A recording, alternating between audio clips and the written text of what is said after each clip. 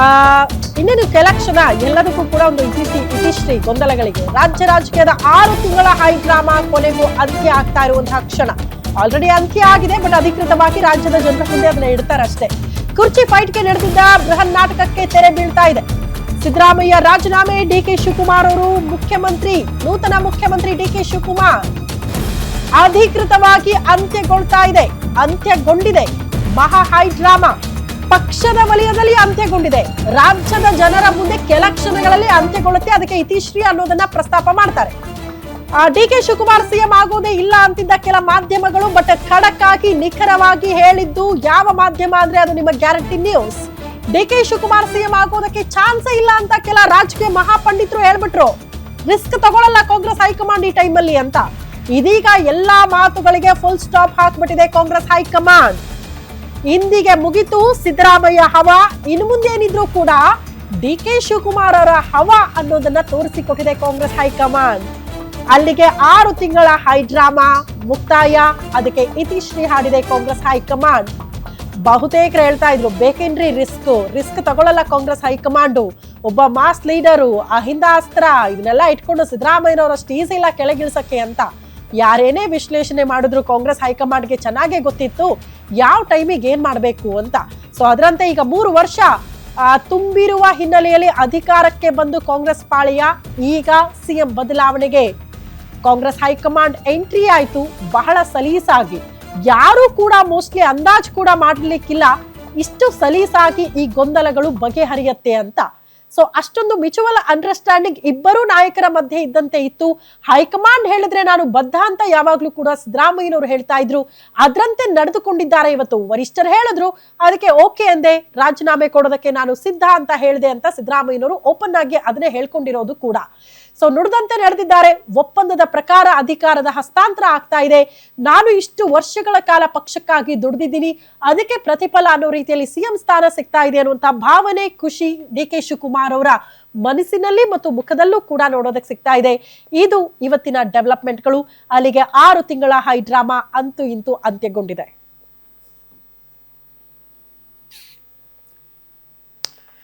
Okay, ಸದಾಶಿವನಗರದ ದೃಶ್ಯಗಳು ನೇರವಾಗಿ DK Shivakumar ಅವರ ನಿವಾಸದ ದೃಶ್ಯಗಳನ್ನ ಗಮನಿಸ್ತಾ ಇದ್ದೀರಿ. ಸಿದ್ದರಾಮಯ್ಯನವರ ನಿವಾಸದಿಂದ ನೇರವಾಗಿ ತಮ್ಮ ನಿವಾಸಕ್ಕೆ ಬಂದಿರುವ ನೇರ ದೃಶ್ಯಗಳನ್ನ ಗ್ಯಾರಂಟಿ ನ್ಯೂಸ್ ನಿಮ್ಮ ಮುಂದೆ ಇಡ್ತಾ ಇದೆ. ಡಿಕೆ ಶಿವಕುಮಾರ್ ಅವರು ನೂತನ ಮುಖ್ಯಮಂತ್ರಿ ಅಂದಾಗ ಆಪ್ತ ವಲಯದಲ್ಲೂ ಖುಷಿ ಇದೆ, ಆ ಸಂಭ್ರಮ ನೋಡೋದಕ್ಕೆ ಸಿಗ್ತಾ ಇದೆ. ಕಾರ್ಯಕರ್ತರಲ್ಲಿ ಸಂಭ್ರಮ ಇದೆ. ಅವರ ಮನೆಯ ಬಳಿ ಸಾಕಷ್ಟು ಜನ ಜಮಾಯಿಸಿದ್ದಾರೆ.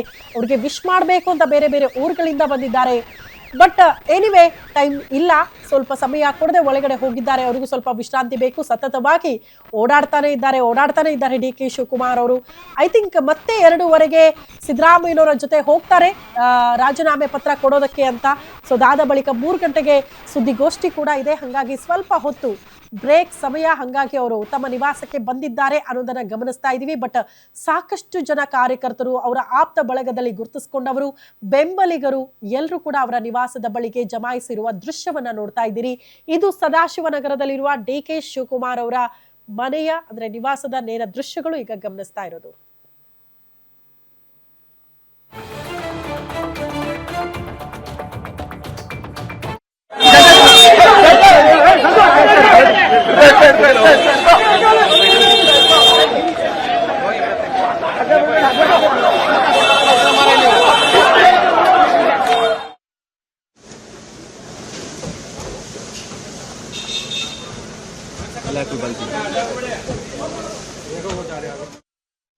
ಒಂದು ಬ್ರೇಕ್ಫಾಸ್ಟ್ ನಲ್ಲಿ ಇಬ್ಬರು ನಾಯಕರು ಭಾಗಿಯಾದಂತಹ ಕ್ಷಣ.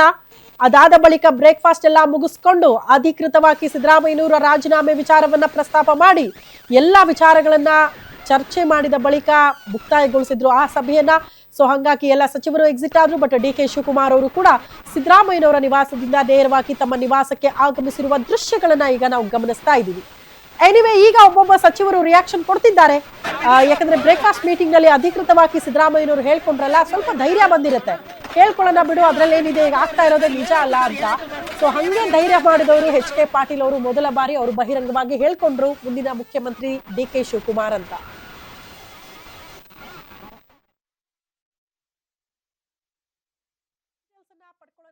ಸಂಪಾದಕರು ಸತೀಶ್ ಆಂಜಿನಪ್ಪ ನೇರ ಸಂಪರ್ಕದಲ್ಲಿ ಜಾಯಿನ್ ಆಗ್ತಿದ್ದಾರೆ. ಸತೀಶ್, ಎನಿವೆ ಕೆಲ ಕ್ಷಣಗಳ ಬಾಕಿ ಉಳ್ಕೊಂಡಿದೆ. 2:15ಕ್ಕೆ ರಾಜೀನಾಮೆ ಪತ್ರ ಅಧಿಕೃತವಾಗಿ ಲೋಕಭವನ ತಲುಪುತ್ತೆ ಅಂತ. ಅದಾದ ಬಳಿಕ ಪ್ರೆಸ್ ಮೀಟ್ ಇದೆ. ಬಹಳ ಕುತೂಹಲ ಇರೋದು ಸುದ್ದಿಗೋಷ್ಠಿಯಲ್ಲಿ ಏನಾಗುತ್ತೆ. ಜೊತೆಗೆ ಡಿ ಕೆ ಶಿವಕುಮಾರ್ ಅವರು ಇಷ್ಟು ಮೌನವಾಗಿರೋದಕ್ಕೆ ಕಾರಣ ಏನು?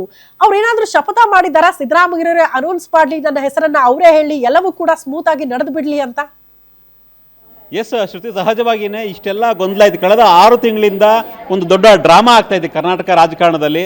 ನಾಯಕತ್ವ ಬದಲಾವಣೆ ಆಗುತ್ತಾ ಆಗಲ್ವಾ, D K Shivakumar next CM ಆಗ್ತಾರಾ ಇಲ್ವಾ, ಈ ರೀತಿಯ ಚರ್ಚೆಗಳು ಸಾಕಷ್ಟು ನಡೀತಾನೆ ಇತ್ತು. ಎಷ್ಟರ ಮಟ್ಟಿಗೆ ಅಂದರೆ ಡಿ ಕೆ ಶಿವಕುಮಾರ್ ಪಾಳಯ ಬಹಿರಂಗವಾಗಿ ಹೇಳ್ತಾ ಇತ್ತು ಒಪ್ಪಂದ ಆಗಿದೆ, D K Shivakumar next CM ಆಗ್ತಾರೆ ಅಂತ.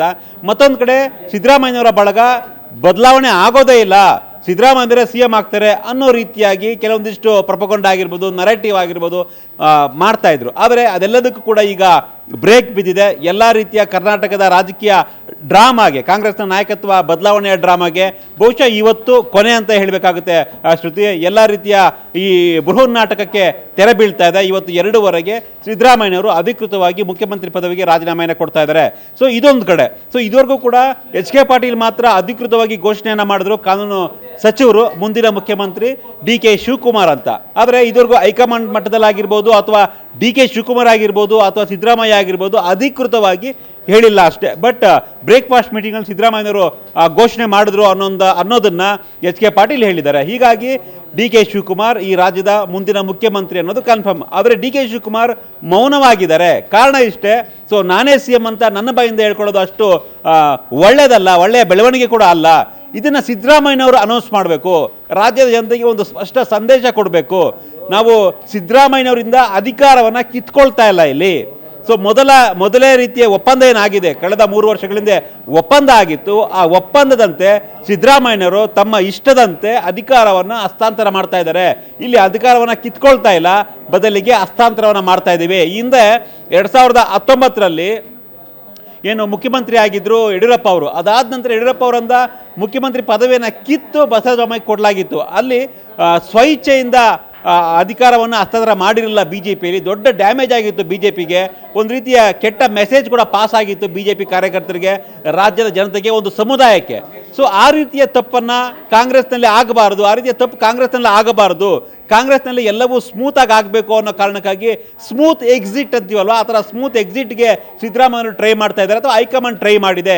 ಹೀಗಾಗಿನೇ ಇವತ್ತಿನ ಬ್ರೇಕ್ಫಾಸ್ಟ್ ಮೀಟಿಂಗ್ನಲ್ಲಿ ಡಿ ಕೆ ಶಿವಕುಮಾರ್ ಮತ್ತು ಸಿದ್ದರಾಮಯ್ಯನವರ ಅಪ್ಪುಗೆ ಆಗಿರ್ಬೋದು, ಡಿ ಕೆ ಶಿವಕುಮಾರ್ ಸಿದ್ದರಾಮಯ್ಯವರ ಕಾಲಿಗೆ ಬಿದ್ದು ಆಶೀರ್ವಾದವನ್ನು ಪಡೆದಂತಹ ಒಂದು ಸನ್ನಿವೇಶ ಆಗಿರ್ಬೋದು, ಎಲ್ಲವೂ ಕೂಡ ಒಂದು ಸ್ಮೂತ್ ಎಕ್ಸಿಟ್, ರಾಜ್ಯದ ಜನತೆಗೆ ಒಂದು ಸ್ಪಷ್ಟ ಸಂದೇಶವನ್ನು ಕೊಡ್ತಾ ಇದ್ದೀವಿ.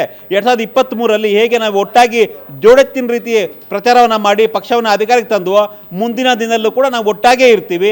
ಯಾವುದೇ ರೀತಿಯ ರೆಬಲ್ಗಿರಿಗೆ ಇಲ್ಲಿ ಅವಕಾಶ ಇಲ್ಲ. ಸೊ ಎಲ್ಲವೂ ಕೂಡ ಸುಸೂತ್ರವಾಗಿ ಆಗಬೇಕು ಅನ್ನೋ ಕಾರಣಕ್ಕಾಗಿಯೇ ಇಷ್ಟೆಲ್ಲ ಒಂದು ರೀತಿಯ ಡ್ರಾಮಾ ಆಗಿದ್ದು ಶ್ರುತಿ. ಹೀಗಾಗಿನೇ ಡಿ ಕೆ ಶಿವಕುಮಾರ್ ಎಲ್ಲೂ ಕೂಡ ಏನನ್ನು ಕೂಡ ಮಾತನಾಡ್ತಾ ಇಲ್ಲ. ಸೊ 2:15ಕ್ಕೆ ರಾಜೀನಾಮೆ ಕೊಟ್ಟ ಮೇಲೆ ಸಿದ್ದರಾಮಯ್ಯನವರು 3 ಗಂಟೆಗೆ ಪ್ರೆಸ್ ಮೀಟ್ ಇರುತ್ತೆ. ಆ ಪ್ರೆಸ್ ಮೀಟ್ಗೆ ಡಿ ಕೆ ಶಿವಕುಮಾರ್ ಕೂಡ ಬರ್ತಾರೆ ಅನ್ನೋ ಒಂದು ಮಾಹಿತಿ ಇದೆ. ಸೊ ಅಲ್ಲಿ ಸಿದ್ದರಾಮಯ್ಯ ಮಾತಾಡಿದ ನಂತರ ಡಿ ಕೆ ಶಿವಕುಮಾರ್ ಮಾತಾಡಬಹುದು, ಸುರ್ಜೇವಾಲಾ ಕೂಡ ಇರ್ತಾರೆ, ಅಲ್ಲಿ ಅಧಿಕೃತ ಆಗುತ್ತೆ. ಅಲ್ಲಿವರೆಗೂ ಬಾಯಿ ಮುಚ್ಕೊಂಡು ಎಲ್ಲರೂ ಕೂಡ ಇರಬೇಕು ಅನ್ನೋ ಒಂದು ಏನು ಹೈಕಮಾಂಡ್ ಸೂಚನೆ ಇತ್ತು, ಅದನ್ನು ಪಾಲನೆ ಮಾಡ್ತಾ ಇದ್ದಾರೆ ಶ್ರುತಿ. ಓಕೆ, ಅಲ್ಲಿಗೆ ಸತೀಶ್, ಡಿ ಕೆ ಶಿವಕುಮಾರ್ ಅವರ ಹಾದಿ ಸುಲಭ ಅಂತನಾ? ಇದು ಸ್ಮೂತ್ ಎಕ್ಸಿಟ್ ಆಗೋಯ್ತು, ಇನ್ನೇನು ಸಮಸ್ಯೆ ಇಲ್ಲ, ಅಸಮಾಧಾನಗಳಿಲ್ಲ, ಆ ಸಂದೇಶ ಕೊಟ್ಟಾಗಿದೆ. ಬಟ್ ಎನಿವೆ ಅಂದುಕೊಂಡಂತೆ ಎಲ್ಲವೂ ಆಗಿರೋದ್ರಿಂದ ಡಿ ಕೆ ಶಿವಕುಮಾರ್ ಅವರ ಹಾದಿ ಸುಲಭನಾ ಅಥವಾ ಒಂದಷ್ಟು ರಿಸ್ಕ್ ಫ್ಯಾಕ್ಟರ್ಗಳನ್ನ ಫೇಸ್ ಮಾಡಲೇಬೇಕಾದಂತ ಅನಿವಾರ್ಯತೆ ಇದೆಯಾ? ಬಿಕಾಸ್ ಆಲ್ರೆಡಿ ಪಕ್ಷದಲ್ಲಿ ಕಣ್ಣೀರ್ ಹಾಕ್ತಿದ್ದಾರೆ, ಕೆಲವರು ಭಾವುಕರಾಗ್ತಿದ್ದಾರೆ, ಒಬ್ಬ ಮಾಸ್ ಲೀಡರ್ CM ಸ್ಥಾನದಿಂದ ಕೆಳಗಿಳಿತಿದ್ದಾರೆ, ಇಂಥ ವಿಚಾರಗಳು ಬರ್ತಾ ಇದೆಯಲ್ಲ, ಎಲ್ಲವೂ ಕೂಡ ಸುಗಮವಾಗಿರುತ್ತಾ ಅಥವಾ ಸ್ವಲ್ಪ ಸವಾಲುಗಳನ್ನ ಫೇಸ್ ಮಾಡಲೇಬೇಕಾ ಅನಿವಾರ್ಯತೆ ಇದೆಯಾ ಅಂತ ಡಿ ಕೆ ಶಿವಕುಮಾರ್ ಅವ್ರಿಗೆ? ಶ್ರುತಿ, ಡಿ ಕೆ ಶಿವಕುಮಾರ್ ಅವ್ರಿಗೆ ಇನ್ನೂ 2 ವರ್ಷದ ಅವಧಿ ಇದೆ. ಸೊ 2 ವರ್ಷದಲ್ಲಿ ಅವರು CM ಆಗಿರ್ತಾರೆ. ಈ ಒಂದು 2 ವರ್ಷದಲ್ಲಿ ಅವರು ಯಾವ ರೀತಿಯ ನಡೆಸ್ಕೊಳ್ತಾರೆ ಅನ್ನೋ ಒಂದು ಭಯ ಸಹಜವಾಗಿಯೇ ಶಾಸಕರಿಗಿದೆ. ವಿಶೇಷವಾಗಿ ಉತ್ತರ ಕರ್ನಾಟಕ ಭಾಗದ ಶಾಸಕರಿಗೆ ಡಿ ಕೆ ಶಿವಕುಮಾರ್ ಅವರು ಹೇಗೆ ನಮ್ಮನ್ನು ನಡೆಸ್ಕೊಳ್ತಾರೆ ಅನ್ನೋ ಒಂದು ಸಣ್ಣ ಭಯ, ಅಳುಕು ಇದ್ದಂತೆ ಕಾಣಿಸ್ತಾ ಇದೆ. ಜೊತೆಗೆ ಸಿದ್ದರಾಮಯ್ಯನವರ ಆಪ್ತ ಬಣದಲ್ಲಿ ಗುರುಸ್ಕೊಂಡಿದ್ದಂತಹ ಸಚಿವರಾಗಿರ್ಬೋದು, ಶಾಸಕರಾಗಿರ್ಬೋದು, ಅವರನ್ನು ಹೇಗೆ ನಡೆಸ್ಕೊಳ್ತಾರೆ ಡಿ ಕೆ ಶಿವಕುಮಾರ್ ಅನ್ನೋ ಒಂದು ಆತಂಕ ಕೂಡ ಇದ್ದೇ ಇದೆ.